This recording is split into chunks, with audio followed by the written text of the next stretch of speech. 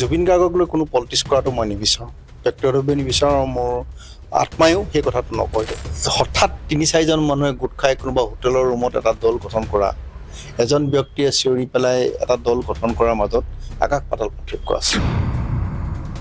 স্বৰ জনগোষ্ঠীৰ যি প্ৰতিবেদন মন্ত্ৰীগোটে দাখিল কৰিছে ইতিমধ্যে, তাৰ পাছতেই নতুনকৈ এটা নাম দিয়া হ'ল STV ভেলী। গতিকে বহুতে প্ৰশ্ন উত্থাপন কৰিছে যে আচলতে ইয়াৰ জৰিয়তে স্বৰ জনগোষ্ঠীৰ মাজত বিভেদ অনা হ'ল নেকি, তেওঁলোকক ভাগ ভাগ কৰি দিয়া হ'ল নেকি? মই জীয়াই থকা আৰু জীয়াই ৰখাৰ সংগ্ৰামত ভৰ্তি হৈছোঁ। প্ৰথম কথা, মই নিজে জীয়াই থাকিব লাগিব। দ্বিতীয়তে, মই জীয়াই ৰাখিব লাগিব। আপুনি সেই ৰাষ্ট্ৰীয় দলত যোগদান নকৰি কিয় আঞ্চলিকতাবাদী এটা দল বাছি ল'লে? যিবিলাক এদিনতে গঠন হোৱা যিবিলাক আঞ্চলিক দল বুলি কোৱা হৈছে, চৌকল আঞ্চলিক দল। কংগ্ৰেছে 15 বছৰ অসমত শাসন কৰিছিলে। এই শাসনৰ সময়ত কি কৰিছিলে কংগ্ৰেছে শাসনৰ নামত দুৰ্নীতি আৰু ভ্ৰষ্টাচাৰৰ পোখা মেলিছিল। ৰঙানদীত এটা উদ্যোগ নাই, এখন চিকিৎসালয়ৰ অভাৱ, বিল্ডিং আছে, ইনফ্ৰাষ্ট্ৰাকচাৰ নাই। এখন যদিও চিকিৎসালয় আছে, তাত যাৱতীয় সা সঁজুলি নাই, ডাক্তৰৰ অভাৱ, এখন কাৰিকৰী শিক্ষানুষ্ঠান তাত নাই। ৰঙানদী সমষ্টিত এখন ভাল ষ্টেডিয়ামো নাই। মই কামটো কৰিছোঁ মোৰ আত্মসন্তুষ্টিৰ বাবে, আৰু মই কামটো কৰিছোঁ কাৰোবাৰ উপকাৰ হ'বৰ বাবে। সেইটো লৈ মই কিবা প্ৰচাৰ কৰিব লাগে বুলি মই নিজকে নাভাবোঁ। নিবনুৱা সমস্যা সমাধানৰ বিকল্প কি, যে তেওঁলোকক আমি বিকল্পৰ সন্ধান দিব লাগিব। চাকৰিমুখী নহয়, কেনেধৰণে স্বনিৰ্ভৰশীল হৈ কাম বন কৰিব পাৰে সেইটো কৰিব লাগিব।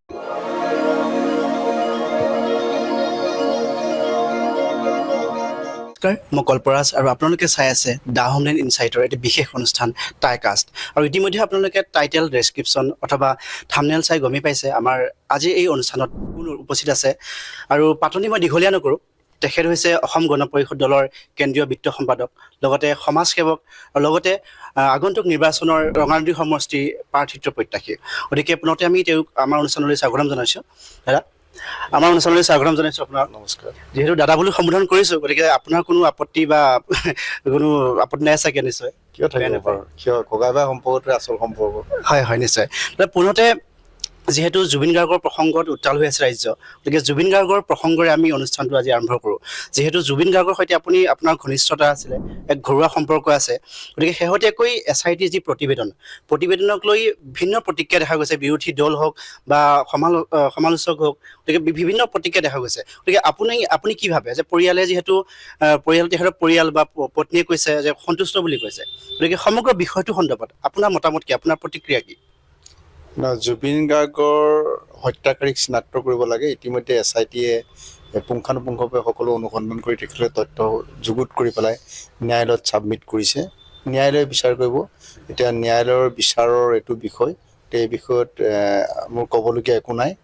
আমি ভাবোঁ আমাৰ হিয়াৰ আমঠু, জাতিৰ স্পন্দন, অসমীয়া জাতিৰ স্বাভিমান, জুবিন গাৰ্গৰ হত্যাকাণ্ডৰ ন্যায়িক তদন্ত হ'ব আৰু দোষীয়ে কঠোৰৰ পৰা কঠোৰতম শাস্তি পাব, তাকে কামনা কৰোঁ। মই ভাবোঁ SITয়ে সুন্দৰভাৱে পুংখানুপুংখভাৱে সকলো কথা অনুসন্ধান কৰি তাৰ তথ্য সম্বলিত সকলো বিষয় ন্যায়ালয়ত ছাবমিট কৰিছে আৰু ন্যায়ালয়ে সুবিচাৰ কৰিব বুলি আমি আশাবাদী। যিহেতু আপুনিও মই জনাত SITত সাক্ষ্য প্ৰদান কৰিছিলে, গতিকে আপুনি সাক্ষ্য প্ৰদান কৰিব যোৱাৰ সেই মুহূৰ্তত বা আজিৰ তাৰিখত যিখন প্ৰতিবেদন দাখিল কৰা হৈছে বা শেহতীয়াকৈ যদি আমি চাওঁ, ছিংগাপুৰ আৰক্ষীয়েও স্পষ্টীকৰণ দিছে। গতিকে কিবা সামঞ্জস্য আপুনি কি কয়, মানে ভবা ধৰণে হৈছেনে? সকলো গতিত আগবাঢ়িছেনে ভবা ধৰণেই ন্যায়ৰ তদন্ত? চাওক, ন্যায়িক তদন্তটো ভবা ধৰণেই আগবাঢ়িছে আৰু যিখিনি তদন্ত কৰিবৰ কাৰণে যিখিনি এভিডেন্সৰ প্ৰয়োজন বা যাৰ সাক্ষ্য লৈছে তেওঁলোকৰ বক্তব্যৰ ওপৰত ভিত্তি কৰি প্ৰতিবেদন প্ৰস্তুত কৰিছে। গতিকে মই ভাবোঁ যে SIT এটা এক্সপাৰ্ট টীম মাননীয় অসমৰ মুখ্যমন্ত্ৰী মহোদয়ে গঠন কৰি দিছে অসম চৰকাৰৰ দিনত। গতিকে মই ভাবোঁ যে ন্যায়িক তদন্তকাৰীসকলে সুন্দৰভাৱে তদন্ত কৰি বিষয়বস্তুটো ন্যায়ালয়ত ছাবমিট কৰিছে। শেহতীয়া যিখন ছবি জুবিন গাৰ্গৰ ঈশ্বৰৰ পুত্ৰ বুলি কৈছে, ৰাইজে সকলোৱে তেওঁক ঈশ্বৰৰ পুত্ৰ বুলি কৈছে। গতিকে ঈশ্বৰৰ পুত্ৰৰ শেষৰখন ছবি ৰৈ ৰৈ বিনালে এক অভিলেখ সৃষ্টি কৰিছে। আচলতে কেৱল ছবি জগততে নহয়, তেওঁ প্ৰতিটো ক্ষেত্ৰতে তেওঁ অভিলেখ সৃষ্টি কৰিছে, ইটোৰ পাছত সিটোকৈ। গতিকে আপুনি নিশ্চয় ছবিখন উপভোগ কৰিছে আৰু আমি ইতিমধ্যে সংবাদ মাধ্যমতো দেখা পাইছোঁ যে আপুনি নিজে উপভোগ কৰাৰ লগতে ৰঙানদী সমষ্টি, আপোনাৰ সমষ্টিবাসী হওক বা এটা সম্পূৰ্ণ হলেই আপুনি টিকেট বুক কৰিছে আৰু যিসকলে ছবিখন চাবলৈ বিচাৰিছে তেওঁলোকক আপুনি উপভোগ কৰাইছে। গতিকে কি কয় এইসমূহ আপুনি কেনে অনুভৱ হৈছে সেইসমূহ? আৰু জুবিন গাৰ্গ যে আমাৰ মাজত নাই কথাটো আজিও আমি মানে কল্পনাই কৰিব নোৱাৰোঁ। গতিকে জুবিন গাৰ্গ যদিও কায়িকভাৱে আমাৰ মাজত নাই, সকলোৰে হৃদয়ে হৃদয়ে জুবিন গাৰ্গ আছে। জুবিন গাৰ্গৰ শেষৰ ছবিখন ৰৈ ৰৈ বিনালে মানুহে চাই পেলাই এটা কথা উপলব্ধি কৰিছে যে জুবিন গাৰ্গ তেওঁলোকৰ মাজতে যেন আছে। গতিকে সেই কথাটো উপলব্ধি কৰিছে আৰু সকলোৱে তেওঁৰ যিখন শেষ চিনেমা জুবিন গাৰ্গৰ ৰৈ ৰৈ বিনালে এখন চাবৰ কাৰণে আগ্ৰহী হৈ আছিলে। বহুতো ব্যক্তিয়ে চোৱাৰ সুবিধাটো পোৱা নাছিলে, সেইকাৰণে এই সুবিধাখিনি কৰি দিছিলোঁ যিমানখিনি পাৰোঁ। যোনে চাবলৈ ইচ্ছা কৰিছিলে তেওঁলোকে চাইছে আৰু চাই পেলাই জুবিন গাৰ্গ যিহেতুকে মই কৈছোঁ সকলোৰে অন্তৰত আছে, সকলোৰে হৃদয়ত জুবিন গাৰ্গ আছে। গতিকে জুবিন গাৰ্গৰ প্ৰতি যি স্নেহ, যি আৱেগ, যি মৰম, সেইখিনি বস্তু তাত বিচাৰি পাইছে ৰাইজে। যিহেতু জুবিন গাৰ্গৰ প্ৰসংগ হৈ আছে, গতিকে সম্পূৰ্ণ বিষয়টো মই শেষ কৰি লওঁ। জুবিন গাৰ্গৰ আপুনি এটা অনুষ্ঠান পাতে প্ৰতি বছৰে, মই জনাত প্ৰায় 15 বছৰ ধৰি অনুষ্ঠানটো পাতি আহিছে, কেন্দ্ৰীয় ৰঙালী উৎসৱ। গতিকে বহুত সময়ত বহুতে সমালোচনা কৰা দেখা যায় বা আমি শুনি আহিছোঁ যে আপুনি নিজৰ সমষ্টি ৰঙানুজলৈ কিয় নামাতে তেওঁক। এতিয়া বৰ্তমান হৈছে সমষ্টিটো, কিন্তু ৰঙানুজলৈ কিয় তেওঁক নামাতে? গতিকে এই সমগ্ৰ বিষয়টোৰ সন্দৰ্ভত আপুনি কি স্পষ্টীকৰণ দিব বিচাৰিব, ৰাইজক কি জনাব বিচাৰিব? বিহুটো হ'ল অসমীয়া জাতীয় উৎসৱ, অসমীয়াৰ জাতিৰ এক মানে আৱেগ। বিহুটো অসমীয়া জাতিৰ হিয়াৰ আমঠু।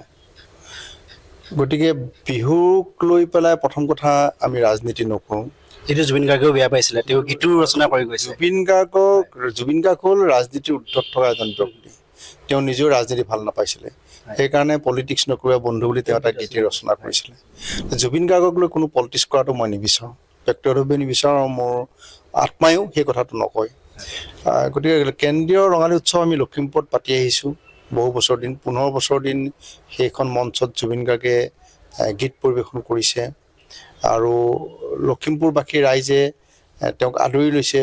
তেওঁৰ গীতত সকলো জনসাধাৰণ আপ্লুত হয় আৰু মন্ত্ৰমুগ্ধ কৰি ৰাখে তেওঁক গোটেই ৰাইজক। গতিকে জুবিন গাৰ্গক লখিমপুৰ কেন্দ্ৰীয় ৰঙালী উৎসৱত আমি নিমন্ত্ৰণ কৰিছোঁ এজন শিল্পী হিচাপে, আৰু শিল্পীক ৰাজনীতি কৰাটো মই নিবিচাৰোঁ। যদিও বহুতে মোক ব্যক্তিগতভাৱেও কয় যে আপুনি নাওবৈচা সমষ্টিত ইলেকশ্যন খেলে, নাওবৈচালে কিয় জুবিন গাৰ্গক নামাতে? মই কৈছোঁ যে মই প্ৰথম কথা বিহুটো লৈ কোনো ৰাজনীতি হ'ব নোৱাৰে। দ্বিতীয় কথা, জুবিন গাৰ্গ হ'ল ৰাজনীতিৰ ঊৰ্ধত এজন ব্যক্তি, তেওঁক লৈ কোনো ৰাজনীতি বা কোনো ধৰণৰ সুবিধা লোৱাটো মই কামনা নকৰোঁ। আৰু সেইবাবে কেন্দ্ৰীয় ৰঙালী উৎসৱখন আমি অনুষ্ঠিত কৰিছিলোঁ লখিমপুৰৰ চৰকাৰী উচ্চতৰ মাধ্যমিক বিদ্যালয়ৰ খেলপথাৰত, আৰু প্ৰতি বছৰে আমি তাতে উদযাপন কৰোঁ। তাতে আমি জুবিন গাৰ্গক এইবাৰো 2025 চনৰ শেষৰখন যিখন বিহু, তাৰপিছতে পেহেলগামৰ ঘটনাৰ কাৰণে বিহু বন্ধ হৈছিলে, শেষৰ অনুষ্ঠানটো তেখেতে তাতে তেওঁ মঞ্চত তেওঁ গীত পৰিৱেশন কৰিছে। নিশ্চয়কৈ এইবাৰ অকণমান ৰাজনৈতিক প্ৰেক্ষাপটলৈ আহোঁ। যিহেতু নতুনকৈ ডিলিমিটেশ্যনৰ পাছত, সমষ্টি পুনৰ নিৰ্ধাৰণৰ পাছত কেইটামান সমষ্টি ৰাইজৰ দৃষ্টি নিবদ্ধ কৰি ৰাখিছে, আৰু তাৰ ভিতৰত অন্যতম হৈছে ৰঙানদী সমষ্টি, নতুনকৈ গঠন হোৱা। গতিকে এইবাৰ ৰঙানদী সমষ্টিত যিহেতু আপুনিও এগৰাকী প্ৰাৰ্থিত্ব প্ৰত্যাশী, গতিকে আপুনি কি ভাবে ৰঙানদী সমষ্টিবাসীৰ বাবে বিভিন্ন পৰিকল্পনা নিশ্চয় আপুনি কৰি ৰাখিছে। গতিকে এই সন্দৰ্ভত বিৰোধীও, কাৰণ আপোনাৰ সমান্তৰালভাৱে বিৰোধীয়েও প্ৰস্তুতি চলাইছে, গতিকে আপুনি কেনেধৰণে প্ৰস্তুতি চলাইছে বৰ্তমান সময়ত? চাওক, মই অসম গণ পৰিষদৰ এজন তৃণমূল পৰ্যায়ৰ কৰ্মী, আৰু অসম গণ পৰিষদৰ এজন কৰ্মী হিচাপে দলীয় সাংগঠনিক কাম কাজত মই নিজকে নিয়োজিত কৰি ৰাখিছোঁ। আৰু ৰঙানদী সমষ্টিটো ডিলিমিটেশ্যনৰ পিছত নতুনকৈ হোৱা এটা সমষ্টি। আগতে লখিমপুৰ জিলাত নাওবৈচা সমষ্টি আছিলে, বিহপুৰীয়া সমষ্টি আছিলে, ঢকুৱাখানা সমষ্টি আছিলে আৰু লখিমপুৰ সমষ্টি আছিলে। এইবাৰ ৰঙানদীটো নতুনকৈ অন্তৰ্ভুক্ত হৈছে। যদিও নতুনকৈ সমষ্টি তাত অন্তৰ্ভুক্ত হৈছে, লখিমপুৰ সমষ্টিৰ পৰা কিছু অংশ ৰঙানদী সমষ্টিলৈ আহিছে, আৰু বিহপুৰীয়া সমষ্টিৰ পৰা 3টা ৱাৰ্ড ৰঙানদী সমষ্টিত সন্নিৱিষ্ট হৈছে। আৰু নাওবৈচা সমষ্টিৰ অকল যুৱনগৰ নামৰ যিটো পঞ্চায়ত, সেই পঞ্চায়তটো অন্তৰ্ভুক্ত হৈছে। যিটো জনগাঁথনিৰ যিটো প্ৰক্ৰিয়া, তাৰ কিছু সাল সলনি হৈ গৈছে। তাৰ বাদে অৰিজিনেলি যিটো নাওবৈচা সমষ্টি আছিলে, সেই সমষ্টিৰে অত্যাধিক অংশ নতুনকৈ ৰঙানদী সমষ্টিত অন্তৰ্ভুক্ত হৈছে। গতিকে লখিমপুৰৰ সমষ্টিৰ যিখিনি স্থান নতুনকৈ ৰঙানদী সমষ্টিত অন্তৰ্ভুক্ত হৈছে, সেইখিনিৰ আগতে অসম গণ পৰিষদ দলৰ মানে অসম গণ পৰিষদ দলৰ ভালপোৱা আঞ্চলিকতাবাদী শক্তিক ভালপোৱা সমষ্টিৰ ব্যক্তিয়ে তাত আছে। গতিকে সেই নতুনকৈ অন্তৰ্ভুক্ত হোৱা বগলীজান আঞ্চলিকৰ ব্যক্তি যিটো অৰিজিনেলি AGP আছিলে তেওঁলোক, গতিকে তেওঁলোকক লগত কাম কৰিও ভাল লাগিছে, নতুন পৰামৰ্শ দিছে তেওঁলোকে, আৰু তেওঁলোকে ৰঙানদী সমষ্টিত অসম গণ পৰিষদ দলটোৰ প্ৰতি কাম কৰি আছে। অসম গণ পৰিষদ দলটোৰ ব্যক্তিকে তেওঁলোকে স্বাগতম জনাই সংগঠনটো শক্তিশালী কৰিবৰ কাৰণে আগভাগ লৈছে। কিন্তু মই জনাত আপোনাক ৰাষ্ট্ৰীয় দলৰ পৰাও আপোনাক বিভিন্ন সুবিধা দিয়া হৈছিল বা আপোনাৰ পদবী দিয়া হৈছিলে বা যোগদান কৰিবলৈ কোৱা হৈছিলে, কিন্তু আপুনি সেই ৰাষ্ট্ৰীয় দলত যোগদান নকৰি কিয় আঞ্চলিকতাবাদীৰ এটা দল বাছি ল'লে? চাওক, মই যেতিয়া ছাত্ৰ হৈ আছিলোঁ, যেতিয়া মই স্কুলত পঢ়িছিলোঁ, তেতিয়াৰ পৰাই মই অসম আন্দোলন দেখিছোঁ। অসম আন্দোলনত মই অংশগ্ৰহণ কৰিছিলোঁ। মই তেতিয়া গড়গাঁও বাপুতি উচ্চতৰ মাধ্যমিক বিদ্যালয়ৰ ছাত্ৰ সভাৰ মই সম্পাদকৰ দায়িত্বটো আছিলোঁ। অসম আন্দোলনটো মই প্ৰত্যক্ষভাৱে জড়িত হৈছিলোঁ। গতিকে আঞ্চলিক চিন্তা চৰ্চা, আঞ্চলিকবাদী ধ্যান ধাৰণা মোৰ তেতিয়াৰ পৰাই আছে, আৰু মই জাতিটোক ভাল পাওঁ, অসমীয়া জাতিটোক মই ভাল পাওঁ। হাড়ে মজে অসমীয়া জাতিটোৰ হৈ কিবা এটা কাম কৰাৰ মোৰ মনত এটা মোৰ মানে চেতনা আছে, মনত এটা মোৰ ভাৱ আছে। গতিকে সেইকাৰণে মই আঞ্চলিক দলক ভাল পাওঁ। সৰ্বভাৰতীয় ৰাজনীতিৰ কথা আমি চিন্তা অতীতেও কৰা নাই, এতিয়াও নাই কৰা, আৰু ভৱিষ্যতেও নকৰোঁ। গতিকে অসম গণ পৰিষদ দলটোক ভাল পাওঁ। অসম গণ পৰিষদ দলটো অসম আন্দোলন 4 বছৰীয়া অসম আন্দোলনৰ পৰিসমাপ্তিৰ পিছত অসম গণ পৰিষদ দল গঠন হৈছে। ইয়াত জাতিটোৰ আৱেগ অনুভূতি জড়িত আছে। 860জন ব্যক্তিৰ আত্মবলিদান আছে, বহুতো পংগু হৈছে, বহুতো মাতৃৰ বুকু সোধা হৈছে, বহুতৰ কপালৰ সেন্দুৰ মোচ গৈছে। গতিকে এনেকুৱাখিনি কষ্টৰ বিনিময়ত গঠন হৈছে অসম গণ পৰিষদ দলটো। গতিকে অসম গণ পৰিষদ দলটোৰ লগত অসমীয়া জাতিৰ আৱেগ অনুভূতি জড়িত আছে। অসমত বসবাস কৰা সকলো জাতি, সকলো ধৰ্মৰ লোকৰ সংমিশ্ৰণত অসম গণ পৰিষদ দলটো গঠন হৈছে। গতিকে এটা ধৰ্ম নিৰপেক্ষ দল হ'ল অসম গণ পৰিষদ দল, আৰু অসমত গঠন হোৱা এই দলটো হ'ল এক বৃহৎ আঞ্চলিকতাবাদী দল, অসম গণ পৰিষদ দলটো। গতিকে সেই দলটোৰ প্ৰতি আমি সৰু কালৰ পৰাই যিহেতুকে আমাৰ আত্মাটো অসম গণ পৰিষদ দলৰ লগত আছে, আৰু এটা আঞ্চলিকবাদী চিন্তা চৰ্চা নিজৰ মনত আছে, অন্তৰত আছে। গতিকে সেয়েহে অসম গণ পৰিষদ দলটোতে থাকি পেলাই আমি কাম বন কৰি ভাল পাইছোঁ। আৰু এটা গণতান্ত্ৰিক এটা দল, সকলোৰে মুক্ত মানে তাত কথা বতৰা ভাৱৰ আদান প্ৰদান কৰিব পাৰে। মই ভাবোঁ যে ৰাষ্ট্ৰীয় দলবিলাকৰ কাম কাজো আমি প্ৰত্যক্ষ কৰিছোঁ সৰু অৱস্থাৰ পৰাই। গতিকে আমি ভাবোঁ যে আঞ্চলিক উন্নয়নৰ বাবে, অঞ্চলটোৰ সামগ্ৰিক বিকাশৰ বাবে, বা অসমত বসবাস কৰা বিভিন্ন জাতি উপজাতি, বিভিন্ন ধৰ্মৰ লোকৰ সামগ্ৰিক বিকাশৰ বাবে কাম কৰা এটাই দল হ'ল, এইটো হ'ল অসম গণ পৰিষদ দল। যিহেতু আঞ্চলিকতাবাদীৰ কথা আহিছে, গতিকে বৰ্তমান সময়ত সামগ্ৰিকভাৱে ৰাজনৈতিক হওক বা অন্যান্য প্ৰেক্ষাপটত হওক, এটা আঞ্চলিক দলৰ ভূমিকা বা আজিৰ তাৰিখৰ বিশেষকৈ যদি আমি চাওঁ অসম গণ পৰিষদ দলৰ যি স্বকীয়তা, যি উদ্দেশ্য, মিত্ৰদল হোৱাৰ পাছত ক'ৰবাত ম্লান পৰিছে নেকি? আজিও অক্ষুণ্ণ আছেনে সেই একেই জাতীয়তাবাদী চেতনা, জাতীয়তাবাদী যি স্বকীয়তা? আপুনি ভাবেনে? নহয়, নিজৰ জাতিটোক ভাল পোৱাটো, ভাল পালে অন্য জাতিক বেয়া পোৱাটো বুজাব জানো? কেতিয়াও নুবুজায়। প্ৰথমে আমি নিজৰ দেশখন, নিজৰ জাতিটোক, নিজৰ মাতৃভাষাটোক আমি ভাল পাব লাগিব। আৰু নিজৰ মাতৃভাষাটো, নিজৰ জাতিটোক ভাল পোৱা মানে অন্য ঘৃণ কৰাটো কেতিয়াও নুবুজায়। গতিকে প্ৰথম আমি ভাল পাব লাগিব আমি নিজৰ ৰাজ্যখনক, আমি অসমখনক, অসমীয়া জাতিটোক, অসমীয়া ভাষাক আমি ভাল পাব লাগিব। আৰু তাৰপিছতে আমাৰ সৰ্বভাৰতীয় চিন্তা চৰ্চা আহিব। আৰু অসমখন হ'ল ভাৰতৰ এক অংগৰাজ্য। গতিকে অসমৰ যদি কিবা উন্নতিৰ কাৰণে চিন্তা কৰা হয়, যে অসমৰ যদি কিবা কাম কৰা হয়, তেতিয়াহ'লে ভাৰতৰে কাম কৰা নুবুজাব জানো?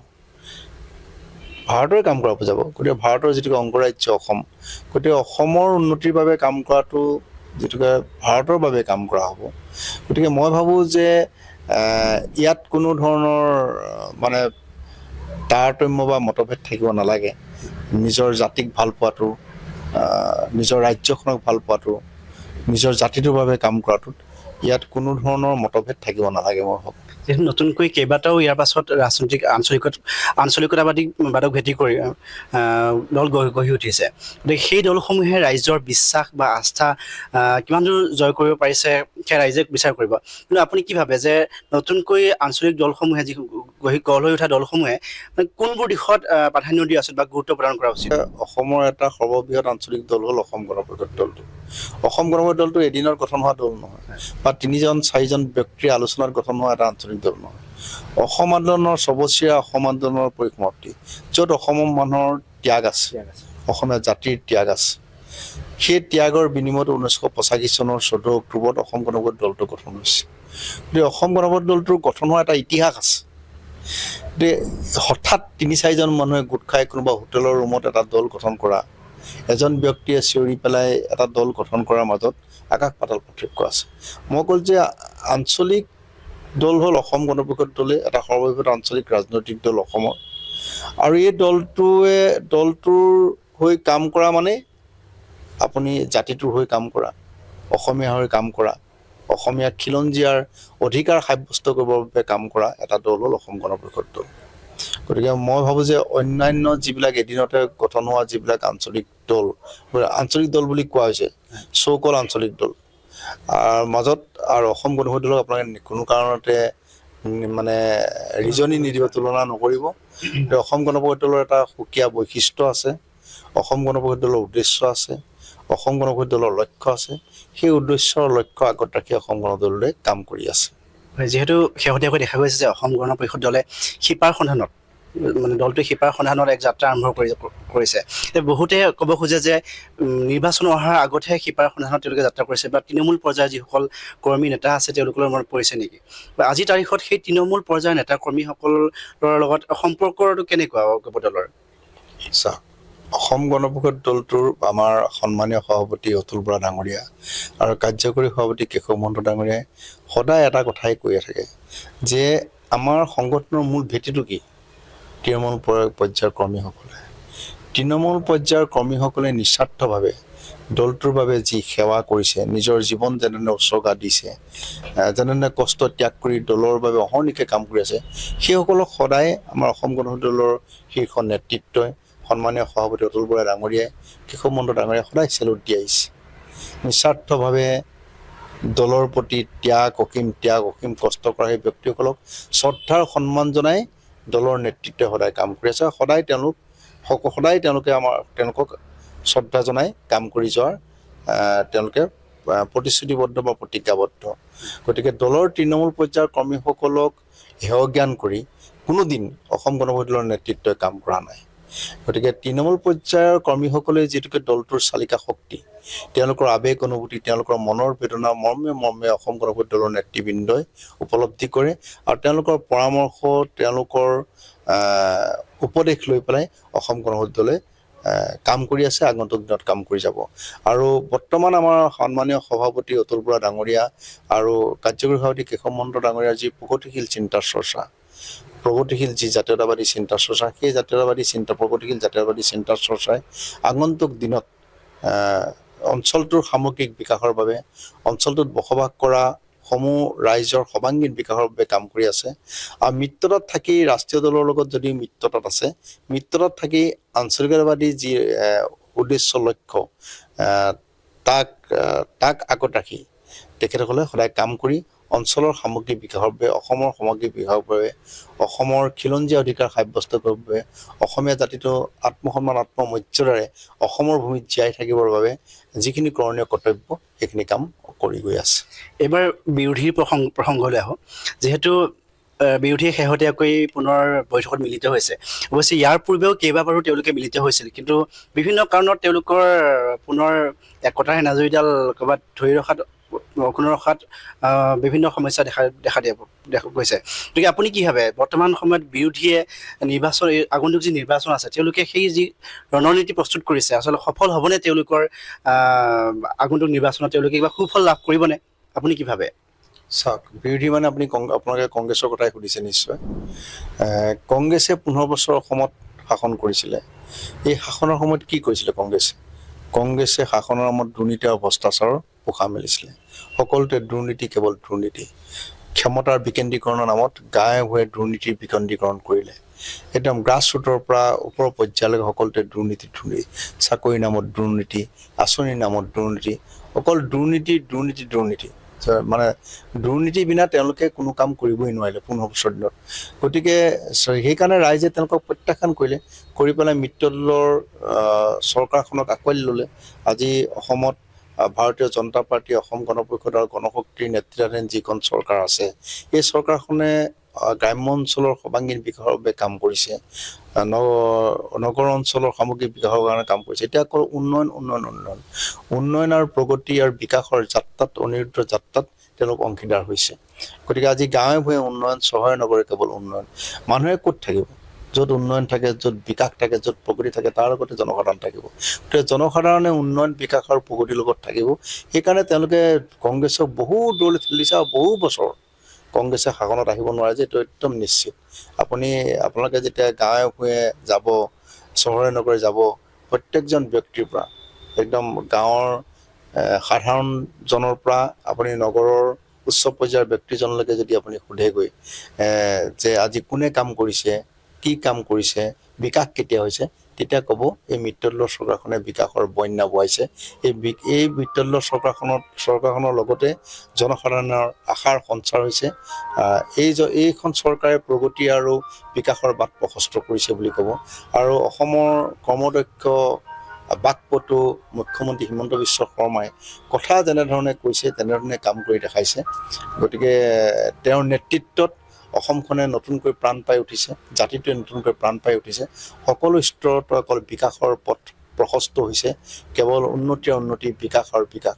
এই বিকাশ আৰু উন্নতিৰ যি অনিৰুদ্ধ যাত্ৰাত, তাত জনসাধাৰণে অংশগ্ৰহণ কৰি নিজেই ভাবিছে যে অসমখন ভাৰতৰ ভিতৰত এখন সৰ্বাংগ সুন্দৰ ৰাজ্য হিচাপে নিশ্চয় এদিন পৰিগণিত হ'ব। আৰু মুখ্যমন্ত্ৰী মহোদয়ৰ যি সপোন, অসমখনক ভাৰতৰ 5খন উন্নত ৰাজ্যৰ ভিতৰত এক কৰাৰ, সেই যাত্ৰাত ৰাইজে সঁহাৰি জনাইছে। আৰু ৰাইজে প্ৰগতি আৰু বিকাশৰ যি বাট, সেই বাটত বাট বোলাই আগন্তুক দিনত অসমৰ উন্নতিৰ বাবে কাম কৰি গৈছে। দাদা, এইবাৰ অকণমান আপোনাৰ ব্যক্তিগত জীৱনৰ কথা পাতোঁ। আপুনি এগৰাকী সমাজসেৱক হোৱাৰ লগতে ভাল ব্যৱসায়ী, প্ৰতিষ্ঠিত ব্যৱসায়ী। আপুনি নিশ্চয় এক সংগ্ৰামৰ মাজেদিহে ইমানখিনি পৰ্যায় পাইছেহি। গতিকে আপুনি অকণমান সেই সংগ্ৰামৰ বিষয়ে যদি আপুনি জনায়, কেনেদৰে আপুনি সংগ্ৰাম কৰিছিলে আৰম্ভণি পৰ্যায়ৰ পৰা? চাওক, মই জীয়াই থকা আৰু জীয়াই ৰখাৰ সংগ্ৰামত ভৰ্তি হৈছোঁ। প্ৰথম কথা, মই নিজে জীয়াই থাকিব লাগিব। দ্বিতীয়তে, মই জীয়াই ৰাখিব লাগিব। আৰু সমাজৰ এজন সামাজিক প্ৰাণী হিচাপে, সমাজৰ প্ৰতি থকা মোৰ দায়বদ্ধতা হিচাপে, এজন দায়বদ্ধ নাগৰিক হিচাপে মই সমাজৰ প্ৰতি মোৰ কৰণীয় কৰ্তব্য বহুত থাকে। গতিকে মই সুধিছোঁ আপোনাক কি বুলি পৰিচয় দিলে ভাল পায়? বৰ্তমান সময়ত যদি চাওঁ, আপুনি ৰাজনৈতিক নেতা অথবা ব্যৱসায়ী অথবা সমাজসেৱক, কোনটো সংজ্ঞাৰে সংজ্ঞাবদ্ধ কৰিলে বিশেষণ দিলে আপুনি ভাল পায়? মই ধৰি লওক নিজৰ জীৱন নিৰ্বাহৰ বাবে মই ব্যৱসায় বাণিজ্য কৰিছোঁ। আৰু সমাজত এজন সামাজিক প্ৰাণী হিচাপে, যিটো মই মানুহ হিচাপে, মই মানৱীয় প্ৰাণী হিচাপে সমাজৰ প্ৰতি মোৰ যিখিনি কৰণীয় কৰ্তব্য, সেইখিনি মই কৰি গৈ আছোঁ। সৰুৰে পৰাই মই কৰি গৈছোঁ। মই ছাত্ৰ অৱস্থাৰ পৰাই সমাজৰ প্ৰতি যেতিয়াই যি পাৰোঁ, সুযোগ পাওঁ, মই কাম কৰি আছোঁ। আৰু এই গোটেই কথাখিনি মই সুদৰ্শন ছাত্ৰ সন্থাৰ এজন সদস্য হিচাপে মই সেইটো সময়ত সুদৰ্শন ছাত্ৰ সন্থাৰ লগত থাকি তেওঁলোকৰ আদৰ্শ আৰু লক্ষ্যৰে মই উদ্বুদ্ধ হৈ সমাজৰ প্ৰতি যে মোৰ কৰণীয় কিবা কৰ্তব্য আছে, ছাত্ৰ অৱস্থাটো যে সমাজ সংগঠনৰ প্ৰতি যে মোৰ কৰ্তব্য থকা উচিত বা থাকিব লাগে, সেইটো তেখেতসকলৰ পৰাই মই শিকিছোঁ। সুদৰ্শন ছাত্ৰ সন্থাৰ পৰাই মই শিকিছোঁ। আৰু তেতিয়াৰ পৰা ছাত্ৰ সন্থাৰ এজন সদস্য হৈ থকাৰ পৰাই সমাজৰ প্ৰতি মোৰ যিখিনি কৰণীয় কৰ্তব্য মই সেইখিনি কৰি গৈছোঁ। আজিলৈকে মই তেনেধৰণে কাম কৰি গৈ আছোঁ সমাজৰ প্ৰতি। আৰু ব্যক্তিগতভাৱে নিজে প্ৰতিষ্ঠা হ'বৰ কাৰণে অহৰ্নিশে মই সংগ্ৰাম অব্যাহত ৰাখিছোঁ। মই নিজেও জীয়াই থাকিব লাগিব, মই আৰু বেলেগকো জীয়াই থাকিব লাগিব। সেইকাৰণে জীয়াই থকা আৰু জীয়াই ৰখাৰ যি সংগ্ৰাম, এই সংগ্ৰামখন মই অব্যাহত আছে। যিহেতু আপুনি পিতৃ হিচাপেও সফল, গতিকে আপোনাৰ দুগৰাকীকৈ কন্যা এখন প্ৰতিষ্ঠিত শিক্ষানুষ্ঠানত অধ্যয়ন কৰি আছে। গতিকে আমি জনাত সেই শিক্ষানুষ্ঠানত ছিট পাবলৈ বা অধ্যয়ন কৰিবলৈ যথেষ্ট সাধনা লাগে, যথেষ্ট কষ্ট লাগে। গতিকে এইখন অকণমান যদি জনায় তেওঁলোকৰ বিষয়ে আপুনি। সেয়া ৰাইজৰ আশীৰ্বাদ, আপোনালোকৰ আশীৰ্বাদ, ভগৱানৰ আশীৰ্বাদ। গতিকে তাইৰ ছোৱালী দুগৰাকী মোৰ দুগৰাকীয়ে পঢ়া শুনা কৰিছে অসমতে পঢ়িলে ইয়াৰ পৰাই ডাঙৰগৰাকীয়ে হায়াৰ ছেকেণ্ডেৰী পাছ কৰিছে সংস্কৃত গুৰুকুলৰ পৰা আৰু সৰুগৰাকীয়ে ইয়াৰ পৰাই মেট্ৰিক পাছ কৰিছে সংস্কৃত গুৰুকুলৰ পৰা তাৰপিছত ডাঙৰগৰাকীয়ে গৈ ৱাৰউইক ইউনিভাৰ্চিটি লণ্ডনত এডমিশ্যন ল'লে তাৰ পৰা তেওঁ কমপ্লিট কৰিলে গ্ৰেজুৱেশ্যন তাৰপিছত মাষ্টাৰ ডিগ্ৰী তাতে কৰিছে লণ্ডনতে আৰু সৰুজনীয়েও ইয়াৰ পৰা সংস্কৃত গুৰুকুলৰ পৰা মেট্ৰিক পাছ কৰি ইণ্ডাছ ইণ্টাৰনেশ্যনেল স্কুল বেংগলোৰৰ পৰা হায়াৰ ছেকেণ্ডেৰী কমপ্লিট কৰি তেওঁ গ্ৰেজুৱেশ্যন লণ্ডন স্কুল অফ ইকনমিক্সত এতিয়া কৰি আছে তাতে অধ্যয়নৰত অৱস্থাত আছে নিজেই তেওঁলোকে বাছি লৈছে ক'ত পঢ়িম কি কথা কি আজিকালি আৰু ল'ৰা ছোৱালীক মাক দেউতাকে একো ক'ব নালাগে নিজে নিজে তেওঁলোকে ক'ত কি কৰিব কি কথা সকলোবিলাক যুগুতাই লৈ নিজৰ লক্ষ্য উদ্দেশ্য পূৰণ কৰিবৰ কাৰণে অহোপুৰুষাৰ্থ চেষ্টা কৰি আছে তেনেধৰণে আগবাঢ়ি গৈছে আপোনালোকৰ আশীৰ্বাদ ভগৱানৰ আশীৰ্বাদ লাগিব মই ভাবোঁ তেওঁলোকক যদি সুনাগৰিক কৰি প্ৰতিষ্ঠিত কৰিব পাৰোঁ মানুহ হিচাপে জীয়াই থাকিবৰ কাৰণে যিখিনি তেওঁলোকৰ কৰণীয় কৰ্তব্য সেইখিনি যদি তেওঁলোকে কৰিব পাৰে তাৰ কাৰণে আপোনালোকে আশীৰ্বাদ কৰক আৰু পিতৃ মাতৃ হিচাপে আমাৰ আশীৰ্বাদ সদায় তেওঁলোকৰ লগত আছে আমি ভাবোঁ যে সুনাগৰিক হিচাপে তেওঁলোকে মানুহ হিচাপে নিজে প্ৰতিষ্ঠা লাভ কৰি সমাজখনৰ বাবে দেশখনৰ বাবে জাতিটোৰ বাবে যদি কিবা কৰিব পাৰে তাতকৈ আৰু গৌৰৱৰ বিষয় একো থাকিব আমাৰ কাৰণে নিশ্চয় আমাৰ শুভকামনা শুভেচ্ছা সদায় আছে তেওঁলোকৰ লগত তাত যিহেতু ব্যৱসায়ৰ কথা ওলাইছিলে ব্যৱসায়ৰ কথা আহোঁতে মোৰ মনলৈ এটা প্ৰশ্ন আহিছে যে সততে দেখা যায় যে আমাৰ অসমীয়া মানুহে ব্যৱসায় কৰিব নাজানে বা কৰিলেও ধৈৰ্য নাথাকে বুলি কয় কিন্তু বৰ্তমান সময়ত যদি চাওঁ সকলো নহয় কিন্তু বৰ্তমান সময়ত যথেষ্ট পৰিৱৰ্তন আহিছে যথেষ্ট যুৱ ব্যৱসায়ো আহিছে পুৰুষ হওক মহিলা হওক আগবাঢ়ি আহিছে ব্যৱসায়ৰ দিশত কাৰণ বেছিভাগেই দেখা যায় যে চাকৰিমুখী হোৱাৰ মানসিকতা তেওঁলোকৰ পুহি ৰাখে গতিকে তাৰ সেই সন্দৰ্ভত আপুনি কি ক'ব যুৱকসকলক হওক বা তেওঁলোকৰ অভিভাৱকসকলক হওক আপুনি কি উপদেশ দিব চাওক কৰ্ম সংস্কৃতিটো গঢ়ি তুলিব লাগে যুৱক যুৱতীৰ মাজত আৰু এতিয়া বহুতো যুৱক যুৱতীয়ে আত্মনিৰ্ভৰশীল হ'বৰ কাৰণে চেষ্টা কৰিছে অসমৰ আৰু বহু যুৱক যুৱতীয়ে নিজৰ ওপৰত নিজেই প্ৰতিষ্ঠিত হৈ পেলাই নিজৰ লগতে ঘৰখনকো আগবঢ়াই লৈ যাবলৈ সক্ষম হৈছে এইটো অতি শুভ লক্ষণ আৰু এই যিটো কাম কৰাৰ যিটো স্পৃহা এইটো অসমানৰ পিছতে হৈছে পিছত আলফাৰ যেতিয়া ইয়াত কাম কাজ আৰম্ভ হ'ল তেতিয়াও বহুত যুৱক যুৱতীয়ে নিজক প্ৰতিষ্ঠা কৰিবৰ কাৰণে চিন্তা কৰিলে অৰ্থাৎ আমি অসমৰ আপুনি জানে প্ৰত্যেকটো সমস্যাৰ মূল কাৰণ হ'ল অৰ্থনৈতিক অনগ্ৰসৰতা গতিকে অৰ্থনৈতিক অনগ্ৰসৰতাৰ পৰা মুক্ত পাবৰ কাৰণে আমি অৰ্থনৈতিকভাৱে স্বাৱলম্বী হ'ব লাগিব গতিকে অৰ্থনৈতিকভাৱে স্বাৱলম্বী হ'বলৈ আমি কিছু কাম কৰিব লাগিব এনেই কাম নকৰি লেকচাৰ মাৰি থাকিলেতো নহ'ব গতিকে কাম কৰাৰ মানসিকতাটো আমাৰ মনত গঢ় লৈ উঠিব লাগিব যিসকল যুৱক যুৱতীয়ে তেনেধৰণৰ কৰ্ম স্পৃহাৰে কাম বন কৰিছে তেওঁলোকে প্ৰতিষ্ঠা লাভ কৰিছে আৰু মই ভাবোঁ যে যুৱক যুৱতীসকলে বহি নাথাকি এনেই যাকে তাকে যিকোনো কথাৰ সমালোচনা নকৰি কামত ব্ৰতী হওক আৰু নিজৰ লগতে ঘৰখনকো প্ৰতিষ্ঠা কৰক সমাজখনকো প্ৰতিষ্ঠা কৰক জাতিটোকো প্ৰতিষ্ঠা কৰক আৰু মানে আত্মনিয়ন্ত্ৰণৰ যিটো অধিকাৰ সেইটো সাব্যস্ত কৰক আৰু মই ভাবোঁ অৰ্থনৈতিক কাঠামোটো গঢ়ি তুলি অসমখনক সুন্দৰভাৱে অৰ্থনৈতিক ভেটি টনকিয়াল কৰক তাকে মই আহ্বান জনাম নতুন নৱপ্ৰজন্মৰ যুৱক যুৱতীসকল হয় নিশ্চয় দেখা যায় যে ডিজিটেল যুগ গতিকে আজিকালি প্ৰত্যেকৰে হাতে হাতে এটা মোবাইল থকা দেখা যায় গতিকে আজিৰ তাৰিখত কোনো এজন ব্যক্তিয়ে যদি আন এজনক সহায় কৰে সামান্য সূতাডাল বা বেজী এটাও যদি তেওঁৰ উপকাৰ সাধন কৰে গতিকে তেওঁ সেইটো কেমেৰাত আবদ্ধ কৰি আচলতে সামাজিক মাধ্যমত প্ৰচাৰ চলায় বা নিজকে নিজে প্ৰচাৰ চলায় বুলি সততে বিভিন্ন অভিযোগ উত্থাপন হৈ আহে তো তেনে সময়ত যদি আপোনাৰ আমি পেজটোলৈ চাওঁ গতিকে আপুনি তেনেকুৱা ধৰণৰ বিশেষ কোনো আপোনাৰ পেজত আমি দেখিবলৈ নাপাওঁ কিন্তু আমি যিমান তথ্য লাভ কৰিছোঁ বা আমি অকণমান শুনিব পাৰিছোঁ জানিব পাৰিছোঁ যে আপুনি বিভিন্ন কাম কেমেৰা ঢুকি নোপোৱা বা সাংবাদিকে ঢুকি নোপোৱাকৈও কৰি আছে বিভিন্ন বহুতো ল'ৰা ছোৱালীক পঢ়াই আছে, কাৰোবাক যদি চিকিৎসাৰ প্ৰয়োজন হৈছে তেওঁলোকক চিকিৎসাও কৰিছে। আৰু ইয়াৰ পূৰ্বেও আপুনি অসম চৰকাৰৰ বিভিন্ন মুখ্যমন্ত্ৰী সাহায্যপুঁজি হওক, বিভিন্ন বানৰ সময়ত হওক, বিভিন্ন সহায় সাহায্য আগবঢ়াই আহিছে। গতিকে সমগ্ৰ বিষয়টো আপুনি সমাজ সেৱা কৰাৰ যি মানসিকতা, আপোনাৰ যি মন, আচলতে যদি অকণমান আপুনি আৰু বিস্তাৰিতভাৱে কয় ল'ৰা ছোৱালী পঢ়াৰ ক্ষেত্ৰতে হওক, চিকিৎসা কৰাৰ ক্ষেত্ৰতে হওক, সেই সন্দৰ্ভত।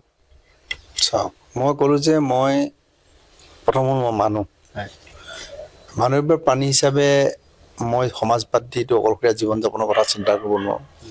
গতিকে মই সমাজৰ লগত থাকিব লাগিব, সমাজৰ এজন অংশীদাৰ হিচাপে মই থাকিব লাগিব, আৰু সমাজৰ এজন অংশীদাৰ হিচাপে সমাজৰ প্ৰতি মোৰ কৰণীয় কৰ্তব্য, মোৰ দায়বদ্ধতা আছে। আপুনি প্ৰচাৰ ভাল নাপায় নেকি? নহয়, মই আন নেতাসকল বা আনসকলে যেনেদৰে প্ৰচাৰ চলায়, কাৰোবাক যদি কৰিছোঁ বা কৰি দিব পাৰিছোঁ, সেইটো ভগৱানৰ ইচ্ছা। আৰু মোৰ কৰিবলৈ মোৰ যিটো মনত স্পৃহা আছিলে, তাৰ কাৰণে মই কৰিব পাৰিছোঁ। চবেতো চব কাম কৰিব নোৱাৰে। গতিকে মই সেই কামটো কৰি পেলাই কিবা প্ৰচাৰ কৰিব লাগে বুলি মই নাভাবোঁ। মানে মই কামটো কৰিছোঁ মই মোৰ আত্মসন্তুষ্টিৰ বাবে, আৰু মই কামটো কৰিছোঁ কাৰোবাৰ উপকাৰ হ'বৰ বাবে। সেইটো লৈ মই কিবা প্ৰচাৰ কৰিব লাগে বুলি মই নিজকে নাভাবোঁ। গতিকে মই তেনেকুৱা প্ৰচাৰ কাৰ্যৰ যোগেদি নিজক মই প্ৰতিষ্ঠা কৰিব নিবিচাৰোঁ। আৰু সেইবিলাক মই কৰণীয় কৰ্তব্য হিচাপে মই কাম, মোৰ এটা মই ক'লোঁ নহয় যে মই অকল নিজৰ কথা চিন্তা কৰিলে নহ'ব, সমাজখনৰ কথা মই চিন্তা কৰিব লাগিব, জাতিটোৰ কথা মই চিন্তা কৰিব লাগিব, মোৰ ওচৰ চুবুৰীয়াৰ কথা চিন্তা কৰিব লাগিব, মোৰ ওচৰত থকা অসহায় ব্যক্তিজনৰ কথা মই চিন্তা কৰিব লাগিব, পীড়িত ব্যক্তিজনৰ কথা মই চিন্তা কৰিব লাগিব। তেওঁলোকক যদি কিবা মই কৰিব পাৰিছোঁ, তেওঁলোকৰ উপকাৰৰ বাবে যদি মই কিবা এটা কৰিব পাৰিছোঁ, সেইটো ভগৱানৰ আশীৰ্বাদ আৰু মোৰ মনত থকা তেওঁলোকৰ প্ৰতি কাম কৰা যিটো দুৰ্বাৰ হেঁপাহ, সেই হেঁপাহটোৱে তাত প্ৰতিফলন ঘটিছে। সেইটো কিবা প্ৰচাৰ কৰিব লাগে বিষয় বুলি মই নিজকে নাভাবোঁ। নিশ্চয় এনেদৰে আপুনি আন এজনৰ কাষত সদায় থিয় হৈ থাকক। আমি সম্ভৱতঃ এদিন নে দুদিন পূৰ্বে মই দেখিছিলোঁ বাতৰি এটাত যে অগ্নিকাণ্ডত এটা ঘৰ সম্পূৰ্ণ ভস্মীভূত হৈ গৈছে, আৰু তেওঁলোকক আপুনি যেনেদৰে পায় সাধ্য অনুসৰি যি পাৰে আপুনি সহায় সহযোগিতা আগবঢ়াইছে। গতিকে আমি আশা কৰোঁ, আমি কামনা কৰোঁ সেয়ে আপুনি তেনেদৰেই সদায় ৰাইজক সহায় সহযোগিতা আগবঢ়াওক, আনজনৰ কাষত থিয় হৈ থাকক। এই মুহূৰ্তত আৰু এটা কথা যদি মই নুসুধোঁ আধৰুৱা হৈ ৰ'ব, কাৰণ শেহতীয়াকৈ দেখা গৈছে যে স্বৰ জনগোষ্ঠীৰ যি প্ৰতিবেদন মন্ত্ৰীগোটে দাখিল কৰিছে ইতিমধ্যে, তাৰ পাছতেই নতুনকৈ এটা নাম দিয়া হ'ল STV ভেলী। গতিকে বহুতে প্ৰশ্ন উত্থাপন কৰিছে যে আচলতে ইয়াৰ জৰিয়তে স্বৰ জনগোষ্ঠীৰ মাজত বিভেদ অনা হ'ল নেকি, তেওঁলোকক ভাগ কৰি দিয়া হ'ল নেকি? চাওক, অসম গণ পৰিষদৰ এখন বৈঠকত হৈছে, হয়, মই সুধিম বুলি ভাবিছিলোঁ। সিদ্ধান্ত লৈছে যে ৬ জনগোষ্ঠীৰ যি দাবী, সেই দাবীৰ প্ৰতি আমি পূৰ্ণ সমৰ্থন অসম গণ পৰিষদ দলে কৰিছে। আমাৰ সন্মানীয় সভাপতি মহোদয়ে ইতিমধ্যে ঘোষণা কৰিছে যে ৬ জনগোষ্ঠীয় দাবীৰ প্ৰতি অসম গণ পৰিষদ দলৰ পূৰ্ণ সমৰ্থন আছে। আৰু সেইকাৰণে এখন আমাৰ কমিটিও বনাই দিছে। সেই কমিটিৰ ব্যক্তিসকলে ৬ জনগোষ্ঠীৰ নেতৃবৃন্দৰ লগত আলোচনা কৰিছে, তেওঁলোকৰ সমস্যাৰ ৰাতি বুজ লৈছে, আৰু এই কথাখিনি বিধানসভাতো তেওঁলোকে উপস্থাপন কৰিবৰ কাৰণে উপস্থাপন কৰিছে। আৰু তাৰোপৰি আমাৰ এজন ৰাজ্যসভাৰ সাংসদ সন্মানীয় বীৰেন্দ্ৰ প্ৰসাদ বৈশ্য ডাঙৰীয়া, তেখেতে ৰাজ্যসভাত ইতিমধ্যে এই কথাটো উপস্থাপন কৰিছে। আৰু মাননীয় লোকসভাৰ এজন সদস্য আছে ফণীভূষণ চৌধুৰী ডাঙৰীয়া, তেখেতেও লোকসভাত এই কথাখিনি উপস্থাপন কৰিছে। ৬ জনগোষ্ঠীৰ যিখিনি দাবী, যিখিনি তেওঁলোকৰ অভিযোগ, এইখিনি কথা সমৰ্থন অসম গণ পৰিষদ দলে কৰি আছে আৰু কৰিবই।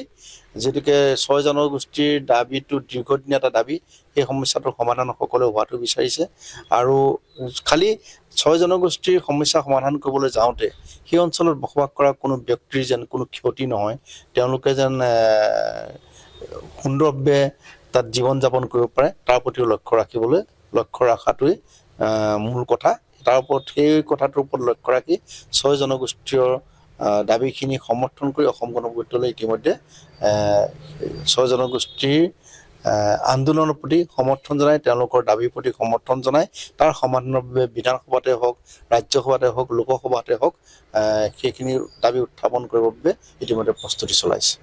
কিন্তু CC2 যি ট্ৰাইবেল সংঘ আছে তেওঁলোকে ইয়াৰ প্ৰবল বিৰোধিতা কৰিছিল। তাৰ পাছতে শেহতীয়াকৈ যদি আমি চাওঁ বড়োভূমিত লংকাকাণ্ড বুলি ক'ব লাগিব, আচলতে যিটো অনাকাংক্ষিত ঘটনা ঘটি গৈছে। আৰু ইয়াৰ পাছতে দেখা গৈছে যে বিৰোধীয়ে এই প্ৰতিবেদনখনক লৈ বিভিন্ন মন্তব্য কৰিছে যে এয়া নিৰ্বাচনী টোপ, নিৰ্বাচনৰ আগতে সম্ভৱ হৈ নুঠে, বা বহুতে ললিপপ বুলিও আখ্যা দিছে। গতিকে আপুনি নিৰ্বাচনৰ আগতে সম্ভৱ হ'বনে? কংগ্ৰেছে দীৰ্ঘদিন শাসনত আছিলে, তেওঁলোকে এই সমস্যাবিলাক দেখা নাছিলে জানি। তেওঁলোকৰ মনত এইবিলাক আগ্ৰহ নাছিলে নেকি যে অসমৰ এই সমস্যাবিলাক সমাধান কৰিব লাগিব বুলি? তেওঁলোকে কিয় কৰা নাছিলে অতদিন? তেওঁলোক কিয় নিশ্চুপ হৈ আছিলে? এতিয়া লোকে ভাল কাম এটা কৰিবলৈ যাওঁতে তেওঁলোকে বিৰোধিতা কৰাটো তেওঁলোকৰ এটা এইটো এটা মানসিকতা, মানে সেইটো এটা তেওঁলোকৰ মানসিকতা। সেই মানসিকতাৰে তেওঁলোকে যদি কাম কৰে, যেতিয়া জনসাধাৰণে তেওঁলোকক কেনেধৰণে আদৰি ল'ব? আজি ভাল কাম এটা কৰিবৰ কাৰণে মিত্ৰদলৰ চৰকাৰখনে প্ৰয়াস কৰিছে। গতিকে ভাল কাম যিবিলাক কাম কৰিলে জাতিটোৰ উপকাৰ হয়, দেশখনৰ উপকাৰ হয়, তাত সকলোৱে সমৰ্থনে জনাব লাগে। তাত বিৰোধিতা কৰা কি প্ৰশ্ন থাকিব পাৰে? মই ভাবোঁ এইবিলাক এটা বিভেদকামী শক্তি। এই বিভেদকামী শক্তিবিলাকক ওপৰাই মানে দেশখনৰ জাতিটোৰ উন্নয়নৰ বাবে সকলোৱে মিলিজুলি কাম কৰাটোৱে মই ভাবোঁ আজিৰ দিনত কাম্য। নিশ্চয় দাদা, আমি অনুষ্ঠানটোৰ শেষৰ পৰ্যায়লৈ আহিছোঁ। শেষত আপুনি সমষ্টিবাসী হৈ আপুনি কি কাম কৰাৰ পৰিকল্পনা কৰিছে? যিহেতু নিৰ্বাচনৰ পূৰ্বে বহু নেতাই বিভিন্ন প্ৰতিশ্ৰুতি দিয়ে, গতিকে আপুনি প্ৰতিশ্ৰুতি দিয়াৰ লগতে সেই কামসমূহ কেনেধৰণে কৰিব, তাৰ কিবা ব্লুপ্ৰিণ্ট হওক তেনেধৰণে কিবা ভাবিছে নেকি? চাওক, মই ৰঙানদী সমষ্টিত এতিয়া কাম বন কৰি আছোঁ দলৰ এজন তৃণমূল পৰ্যায়ৰ কৰ্মী হিচাপে, আৰু মানুহৰ সমস্যাৰ বুজ লৈছোঁ। ৰঙানদী সমষ্টিটোৰ বিভিন্ন জাতি উপজাতিৰ সংমিশ্ৰণত গঠিত হোৱা এটা সমষ্টি। গতিকে তেওঁলোকৰ প্ৰত্যেকৰে সমস্যা বেলেগ বেলেগ, অঞ্চলভিত্তিক সমস্যা বেলেগ বেলেগ। ৰঙানদী সমষ্টিটো 15খন আঞ্চলিক লৈ গঠিত হোৱা এটা সমষ্টি। সেই 15খন আঞ্চলিকৰ পৃথক পৃথক সমস্যা আছে। গতিকে মানুহৰ লগত যেতিয়া মোৰ ভাৱৰ আদান প্ৰদান হৈছে, কথা বতৰা পাতিছোঁ, সেই ব্যক্তিসকলে মোক যেতিয়া পৰামৰ্শ দিছে যে আপুনি এনেকৈ কৰক তেনেকৈ কৰক, এইখিনি কাম আমাৰ কৰিব লাগিব, সেই সমস্যাৰ আজি মই বুজ লৈছোঁ, আৰু তেখেতসকলৰ পৰামৰ্শ মতেই মই অনাগত দিনত কাম কৰি যাম। তাৰ মূল সমস্যা হ'ল বানপানীৰ সমস্যা আছে। আপুনি গম পায়, ৰঙা নদী, শিঙৰা আৰু ডিক্ৰং নদীৰ বানে তাণ্ডৱৰ সৃষ্টি কৰে, আৰু নেপকৈ হঠাতে পানী দিয়ে। সেই পানীও বহুতৰ ক্ষতি কৰে, বিস্তৰ অঞ্চলৰ খেতিপথাৰ নষ্ট কৰে। গতিকে সেই বানপানী সমস্যাটো কেনেকৈ স্থায়ী সমাধান কৰিব পাৰি, তাৰ পদক্ষেপ ল'ব লাগিব। তাৰ পদক্ষেপ লোৱাৰ এটা পৰিকল্পনা আমি কৰিব লাগিব। নেপকৰ লগতো বিশদভাৱে আলোচনা কৰি তেওঁলোকৰ পানীটো কেনেধৰণে এৰিলে ভাল হয়, ক্ষতি নহয়, সেইটো কৰিব লাগে। কাৰণ আপুনি জানে যে ভাৰতবৰ্ষখন কৃষিৰ ওপৰত নিৰ্ভৰশীল এখন দেশ, অসমখনো কৃষিৰ ওপৰত নিৰ্ভৰশীল দেশ, আৰু ৰঙা নদীৰ 80% ব্যক্তিয়ে কৃষিৰ ওপৰত নিৰ্ভৰশীল।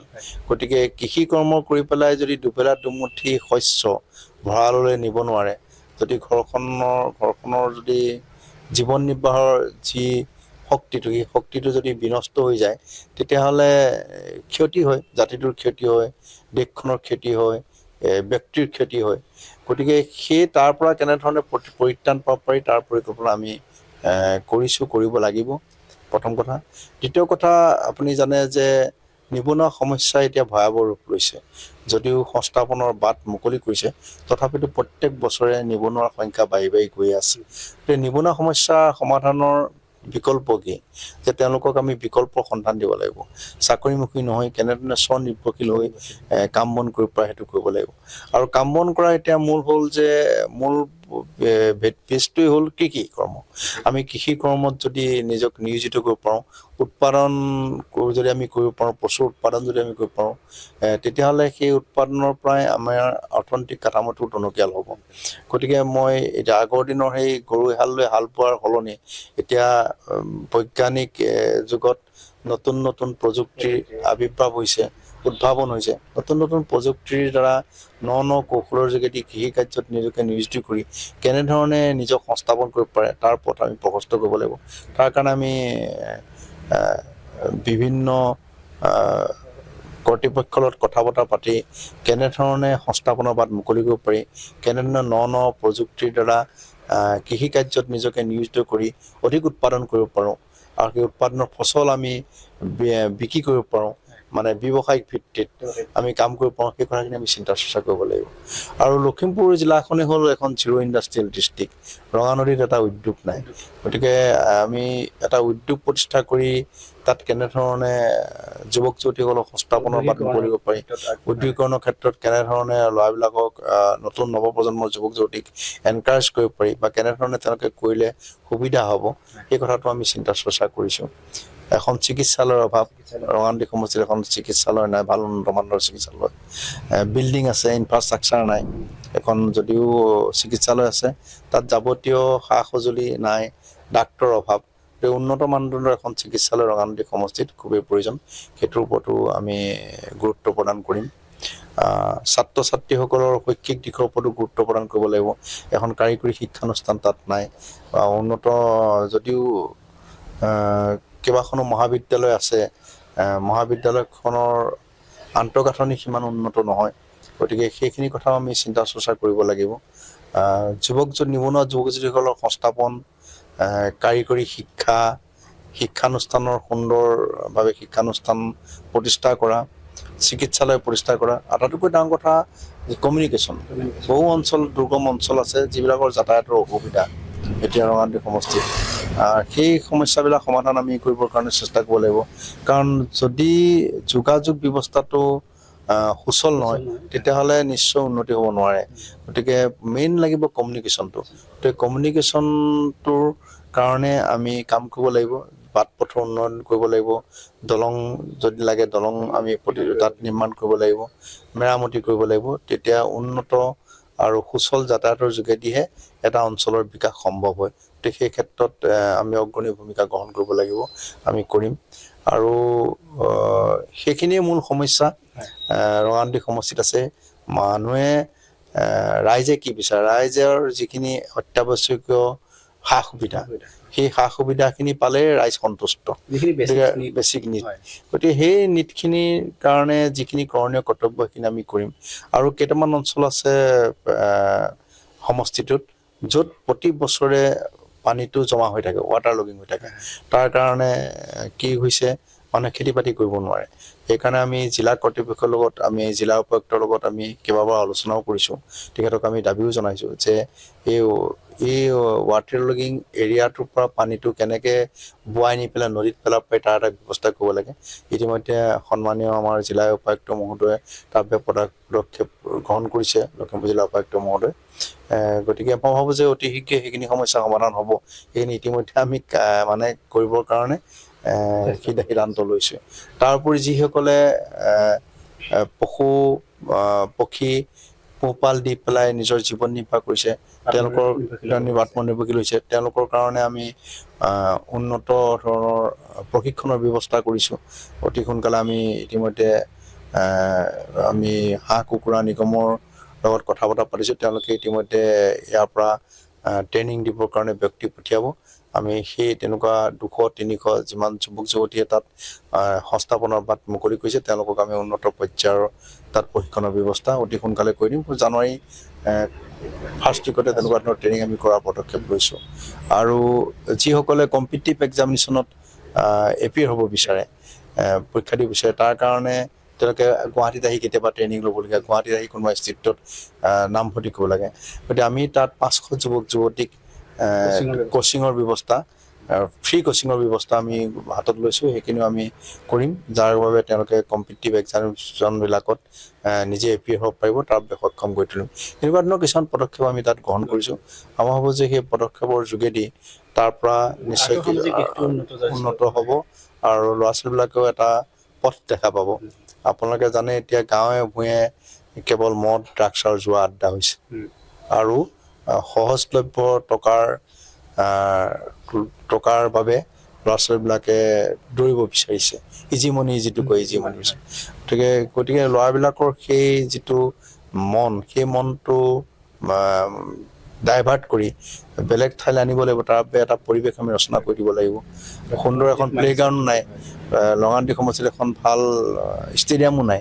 গতিকে খেলা ধূলা কৰা ল'ৰা ছোৱালী বহুত আছে, কিন্তু খেলা ধূলা কৰিবৰ কাৰণে যিটো ইনফ্ৰাষ্ট্ৰাকচাৰ, আন্তঃগাঁথনিটো তাত নাই। গতিকে আমি তাৰ এটা ব্যৱস্থা আমি কৰিম বুলি ভাবিছোঁ, কৰিব লাগিব। তেনেধৰণৰ বিভিন্ন পৰিকল্পনা আছে। এই পৰিকল্পনা লৈ পেলাই আগন্তুক দিনত আগবাঢ়িম, যদি সুবিধা দিয়ে বা মই সুবিধা পাওঁ কৰিম। আৰু এতিয়া বৰ্তমানো কৰি আছোঁ, যিখিনি পাৰোঁ, যিখিনি সাধ্য অনুযায়ী পাৰোঁ, সেইখিনি কাম কৰি ৰাইজৰ লগত থাকি, ৰাইজৰ হাতত হাত ধৰি কাম কৰি যোৱাৰ প্ৰতিশ্ৰুতি মই আপোনালোকৰ যোগেদি দিলোঁ। আৰু ৰাইজৰ পৰামৰ্শ লৈ পেলাই মই কাম কৰি গৈ আছোঁ। ৰাইজে এতিয়া যিখিনি সমস্যা দেখাইছে, যিখিনি সাধ্য অনুসাৰে মই সমাধান কৰিব পাৰোঁ, জিলা কৰ্তৃপক্ষৰ লগত হওক বা সন্মানীয় বিভাগৰ মন্ত্ৰী মহোদয়সকলৰ লগতে হওক কথা বতৰা আলোচনা কৰি যিমানখিনি পাৰোঁ সমস্যা সমাধান কৰিবৰ কাৰণে মই অগ্ৰণী ভূমিকা গ্ৰহণ কৰিছোঁ। নিশ্চয় দাদা, যিহেতু বছৰটো শেষ হ'ব আৰু মাত্ৰ কেইটামান দিন আছে, এই বছৰটোত বহুত ভাল হ'ল, ভাল কিমান হ'ল নাজানো, কিন্তু বেয়া যথেষ্ট হৈছে। বিশেষকৈ সামগ্ৰিকভাৱে যদি চাওঁ, বহুকেইজন আমি বিশেষ ব্যক্তি, বিশিষ্ট ব্যক্তি, ভাল ভাল ব্যক্তি হেৰুৱাইছোঁ। গতিকে এই বছৰটোৰ শেষত 2025 চনটো আৰু আগন্তুক যিটো বৰ্ষ 2026 বৰ্ষটো, গতিকে আপুনি অকণমান যদি অনুভৱটো জনায়, আপুনি কি ক'ব? 2025ৰ শেষৰ ভাগটো আমাৰ বাবে অতি দুৰ্ভাগ্যজনক বছৰ অসমীয়া জাতিৰ বাবে। আমি আমাৰ প্ৰাণৰ শিল্পী হিয়াৰামঠু জুবিন গাৰ্গক আমি হেৰুৱালোঁ।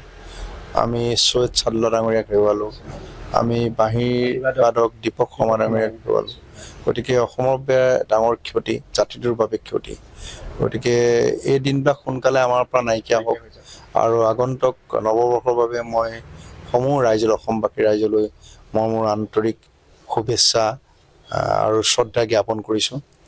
আগন্তুক দিনবিলাক ভাল হওক, বছৰটো ভাল হওক, আনন্দৰ সঁফুৰা কঢ়িয়াই আনক, উন্নতিৰ বাট প্ৰশস্ত হওক, জাতিটোৰ বিশ্ব দৰবাৰত প্ৰতিষ্ঠা হওক। অনাগত দিনত সকলোৱে নতুন মন, নতুন উদ্যম, নতুন আশা লৈ পেলাই কামত ব্ৰতী হওক, আগবাঢ়ি যাওক, তাকে মই কামনা কৰিছোঁ। আৰু লগতে খ্ৰীষ্টমাছ আহি আছে 25 ডিচেম্বৰত। গতিকে খ্ৰীষ্টান ধৰ্মী সকলো ব্যক্তিলৈ মোৰ শুভেচ্ছা থাকিল যে অনাগত দিনত এখন সৰ্বাংগ সুন্দৰ অসম গঢ়াৰ ক্ষেত্ৰত সকলোৱে পদক্ষেপ গ্ৰহণ কৰক, তাকে কামনা কৰি সকলোলৈকে নতুন বছৰৰ আন্তৰিক শুভেচ্ছা জ্ঞাপন কৰিছোঁ। ধন্যবাদ, আপোনালৈও আগতীয়াকৈ শুভেচ্ছা জনাইছোঁ। যিহেতু বহুত ব্যস্ত থাকে আপুনি, কিবা বহুত দিনৰ পৰা কথা চলি আছিল যদিও সময় সুবিধা মিলা নাছিলে, কেতিয়াবা আমাৰো অসুবিধা হয়। গতিকে আজি ইমান অকণ ব্যস্ততাৰ মাজতো আপুনি সময় দিলে, গতিকে পুনৰবাৰ অশেষ ধন্যবাদ জনাইছোঁ দাদা আপোনাক। ধন্যবাদ আপোনালোকলৈ। প্ৰিয় দৰ্শকসকলে, এয়া আছিল ৰঙানদী বিধানসভা সমষ্টিৰ, ৰঙানদী সমষ্টিৰ আগন্তুক নিৰ্বাচনৰ প্ৰাৰ্থিত্ব প্ৰত্যাশী তথা সমাজসেৱক জয়ন্ত খাউণ্ড ডাঙৰীয়া।